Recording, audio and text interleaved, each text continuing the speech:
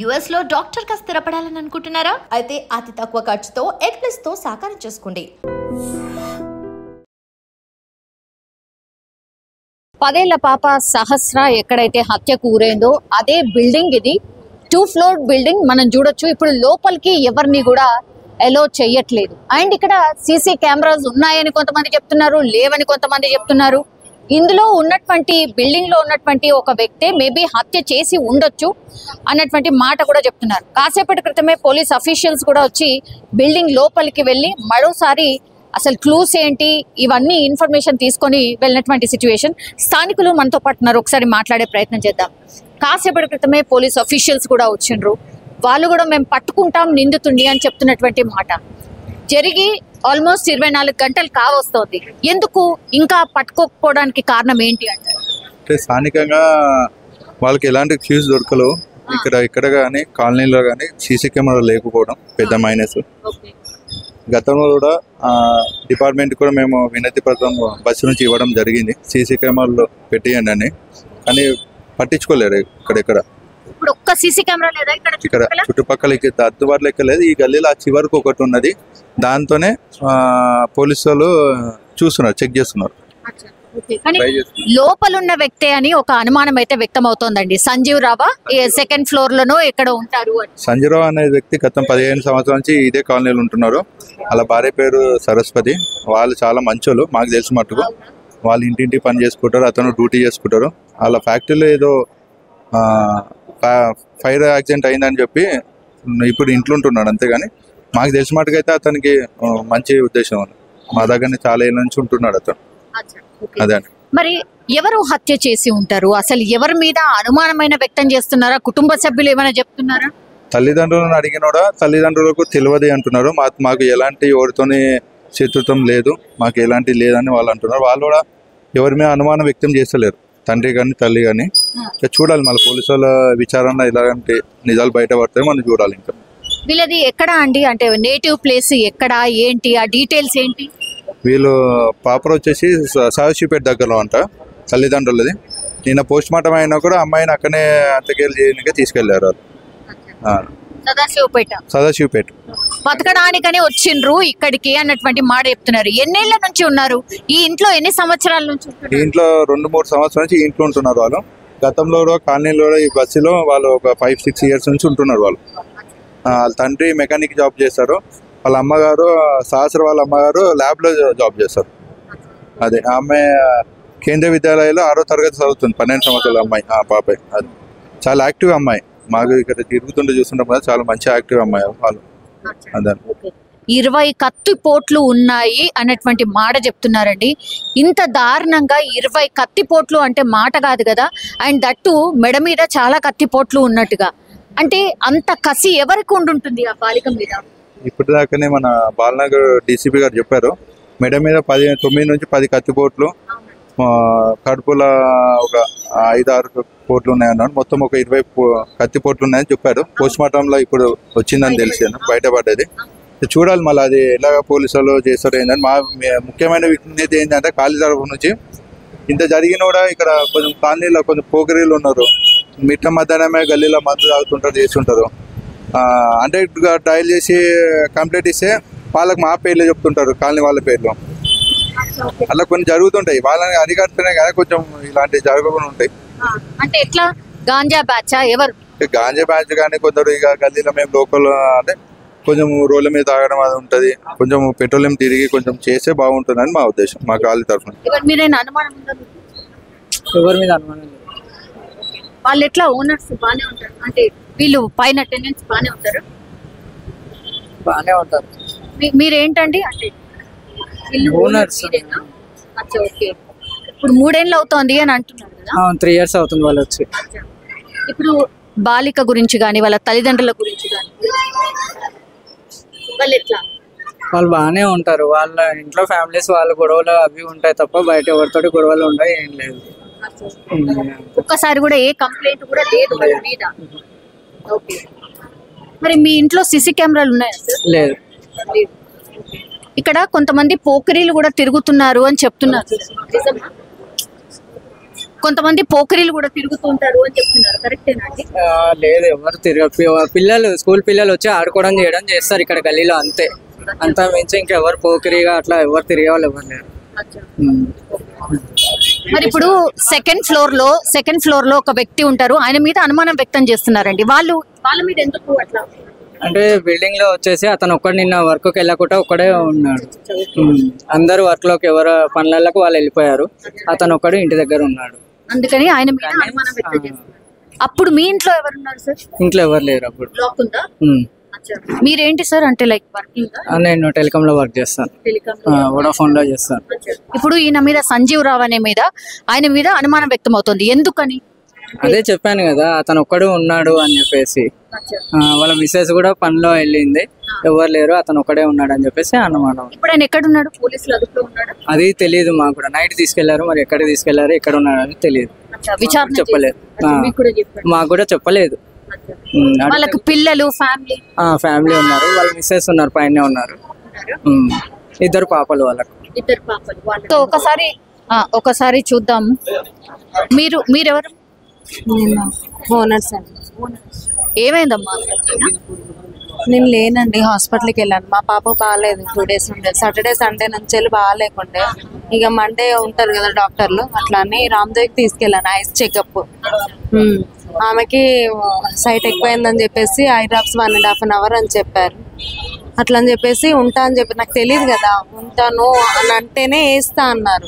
అలా అని చెప్పేసి ఉంటానండి అని చెప్పాను. చెప్తే వేసారు వాళ్ళు. మీ విషయం తెలిసిన వెంటనే 1/2 hourకి ఆమె కళ్ళు తెరిచి తీసుకొని వచ్చేసారు. సో ఇన్సిడెంట్ జరిగినప్పుడు లేనండి, లేను. వచ్చి చూసారు ఏం జరిగింది? అందరు వచ్చారు, వాళ్ళ పేరెంట్స్ వచ్చారు, పోలీస్ వాళ్ళు, వీళ్ళందరూ వచ్చారు, మీడియా వాళ్ళందరూ వచ్చారు, పైన చూస్తా ఉన్నారు. పాపని వెళ్ళి చూసినప్పుడు ఏముండే అమ్మా? తను చనిపోయిందని చెప్పారు. వాళ్ళ పేరెంట్స్ నేను వెళ్ళాను, నన్ను కూడా అలా చేయలేరు. వాళ్ళ పేరెంట్స్ తో వెళ్ళాను, చూసాను, పాపని చంపేశారు. ఎట్లా అమ్మా? ఎవరైనా అన్నోన్ పర్సన్స్ ఎవరైనా వచ్చినట్టు కానీ అలా ఏం అనిపించలేదండి. అది మేము లేం కదండి, మేము ఉంటే చూస్తే వీళ్ళు వచ్చారు అని చెప్పడానికి అవుతుండే.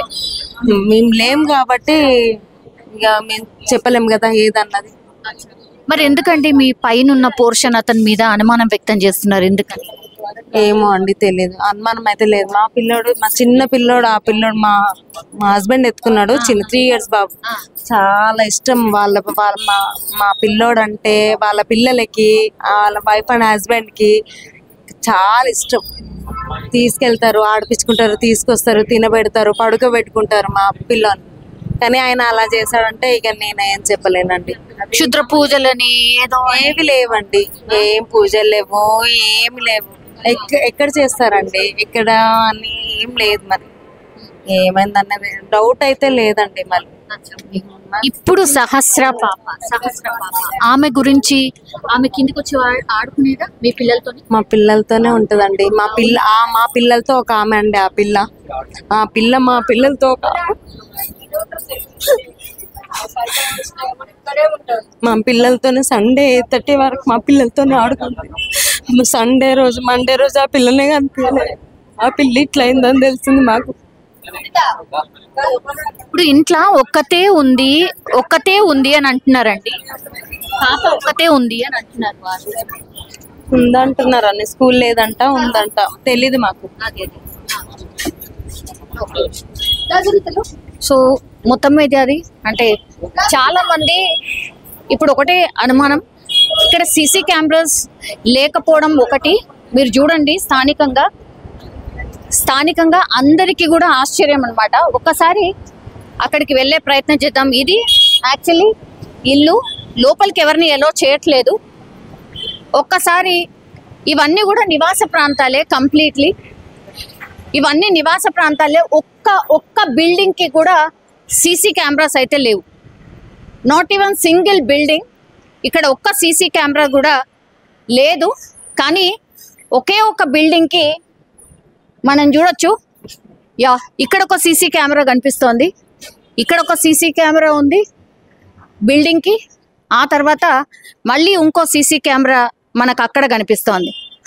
సో ఈ 2 బిల్డింగ్స్ తప్పించి ఇంకెక్కడ కూడా సీసీ కెమెరాస్ అయితే ఎక్కడ కనిపించట్లేదు.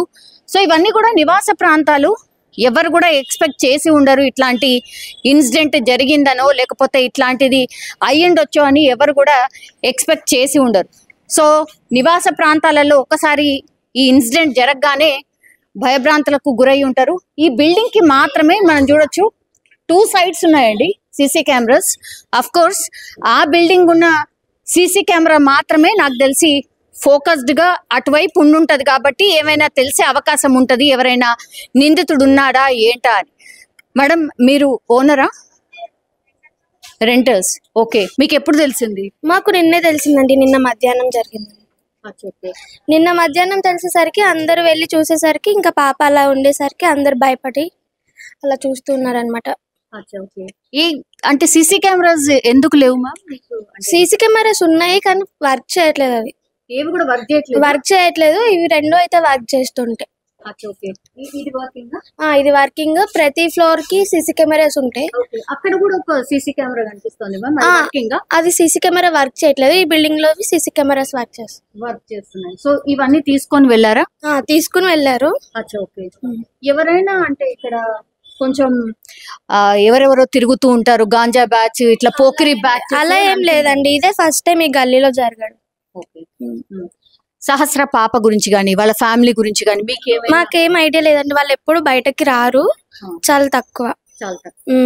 వాళ్ళ పని వాళ్ళే చూసుకుని వాళ్ళ వర్క్స్ వాళ్ళకి వెళ్తారు.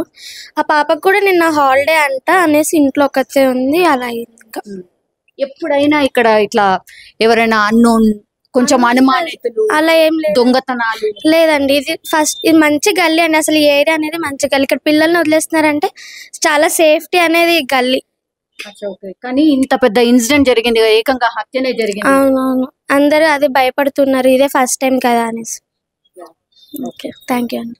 సో ఇది యాక్చువల్లీ సీసీ కెమెరాస్ ఉన్నప్పటికీ కూడా వర్క్ చేయట్లేదు అని ఒకటి, అని ఇన్సిడెంట్ ఎట్లా జరిగింది అనేది కూడా ఏం అర్థం కావట్లేదు అని ఒక మాట వినిపిస్తోంది. ఒకసారి చాలా మంది ఇన్సిడెంట్ తెలిసిన తర్వాత వచ్చి చూసి వెళ్తున్నారు. అసలు ఇంత పెద్ద ఇన్సిడెంట్ ఎట్లా జరిగింది, అది 1:10 ప్రాంతంలో ఎట్లా జరిగింది అనేది కూడా పూర్తి స్థాయిలో అనుమానం అయితే వ్యక్తం చేస్తున్నారు. మీరు చూడండి 2 sides కూడా అన్ని నివాస ప్రాంతాలే.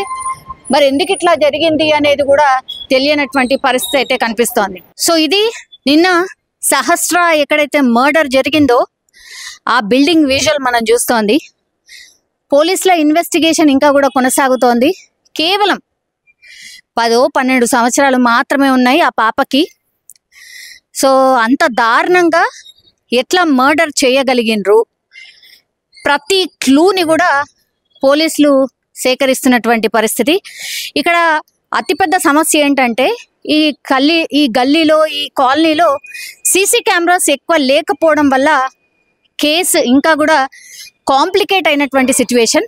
4-5 బృందాలుగా ఏర్పడి ఇప్పుడు కేసును అయితే టేకప్ చేసి తిరుగుతున్నారు పోలీసులు.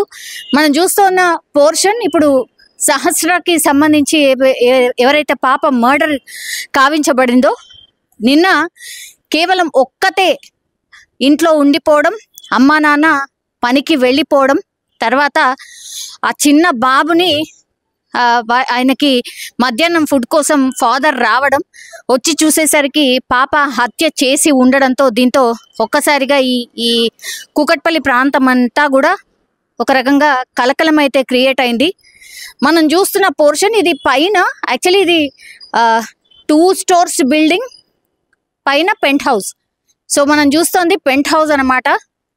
ఆ పెంట్ హౌస్లోనే సహస్ర వాళ్ళ పాప అట్లాగే అమ్మ నాన్న దెన్ వాళ్ళ తమ్ముడు నివాసం ఉండేవాళ్ళు.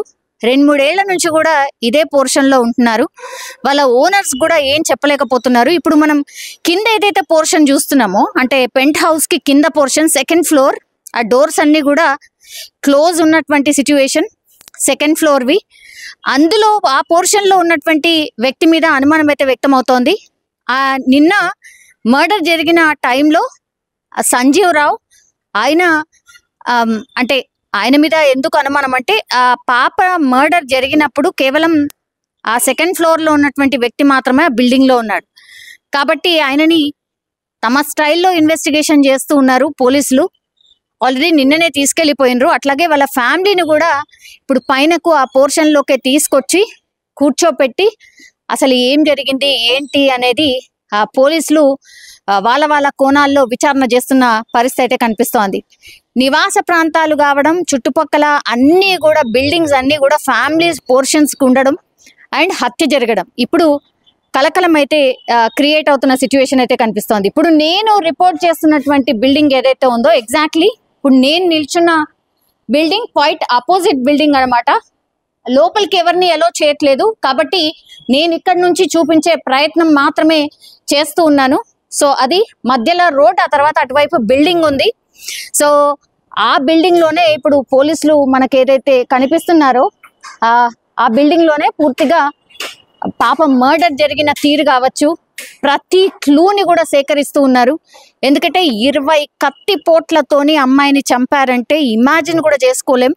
అంటే ఎంత కసితోని పొడిచి చంపారు. ఇంత కోపం ఆ పాప మీద ఎవరికి ఉంది? తల్లిదండ్రుల మీద ఉందా, లేకపోతే పాప మీద ఉందా? ఏంటి రీజన్ ఏంటి అనే కోణంలో పోలీసులు అయితే ప్రస్తుతం ఇన్వెస్టిగేషన్ చేస్తున్న సిచ్యువేషన్ అయితే కనిపిస్తోంది.